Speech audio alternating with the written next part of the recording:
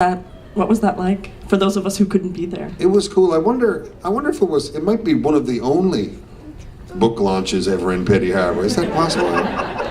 It might be the only one, I don't know.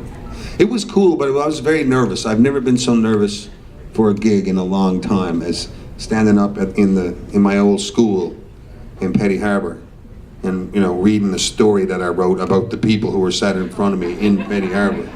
And I was, but there was a lot of love in the room, and I could feel like everybody was really glad to have their story told. And I hope they feel the same way after they read the book. I hope so, anyway. I'm sure they do. I wanted to ask about the title of the book, Where I Belong, and its significance to you. I suppose I was chatting about it with a lady today, and especially in light of, all the sad stuff going on in Ottawa today. It was a funny day to be going around in the media talking about a book. Hey, I got a book out, and it feels funny. A day like today, it makes you realize, what's really important and stuff. And I was chatting to a lady on the air, and she said, you have a great sense of belonging. And I said, yeah, I do. And she said, I wonder sometimes if people who, who feel disenfranchised or disconnected with the community, part of it is because they don't know where they belong. They don't feel like they belong where they are, Mm-hmm.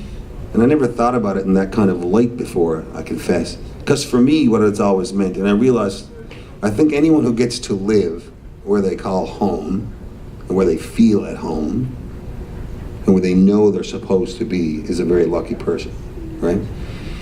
But I think it's but a lot of people don't get to do that, right? But I do.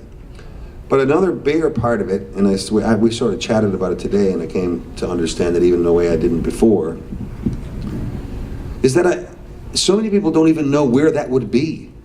If you gave them $1 million and all the time and money in the world, to go exactly where you're supposed to be, they wouldn't know where to go. I know exactly where I would go, And that's a blessing that I never really even thought about, to be honest with you. I'm so lucky to have that to go back to all the time. Because I'm a wanderlust kind of fella. I want to go see everything, And I love going places, and then I love going home. So had that title always been there, or was that a work in progress that was pulled from you? Did you? Oh yeah. So sorry. I see what you're saying. No, yeah. About the title, yeah. That was a good question I answered. It probably wasn't your question. It worked on many levels. You're still doing good. Me, not so much. I always wanted to write a song about that whole thing, about where I belong. Because I always, felt that was a special thing to know where you belong, and to be able to live where you belong. And then I was chatting to. But there's a lot of songs about Newfoundlanders leaving Newfoundland, going, coming, all that kind of stuff. And I was very nervous about writing a song that was like 50 other songs that already existed. So I was talking to a dude I write songs with all the time. He's a struggling young actor named Russell Crowe. No, he's doing good now, since I got him a gig on Republic of Doyle. I think we can all agree that that's where his career started to really take off. I watched it the other day.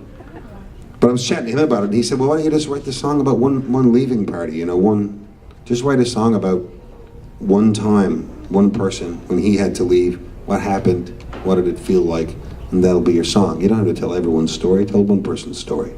So we wrote a song called Where I Belong, and it's the title track from the book. I love saying that, I don't know why. I feel like books often don't have title tracks. Albums almost always do, but in the book world, what a treat.